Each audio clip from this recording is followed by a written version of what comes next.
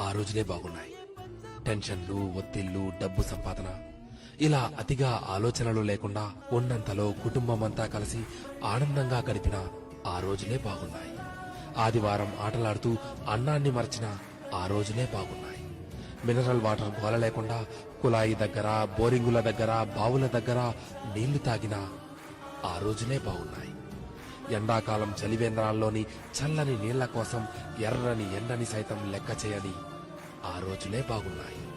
వందల కొద్దీ ఛానళ్లు లేకున్నా ఉన్న ఒక్క దూరదర్శన్లో శుక్రవారం చిత్రలహరి, ఆదివారం సినిమా కోసం వారమంతా ఎదురు చూసిన ఆ రోజులే బాగున్నాయి. సెలవుల్లో అమ్మమ్మ, నానమ్మల ఊళ్లకు వెళ్లి ఇంటికి రావాలనే ఆలోచనే లేని ఆ రోజులే బాగున్నాయి. ఏసీ కార్లు లేకున్నా ఎర్ర బస్సుల్లో కిటికీ పక్క సీట్లో నుండి ప్రకృతిని ఆస్వాదించిన ఆ రోజులే బాగున్నాయి.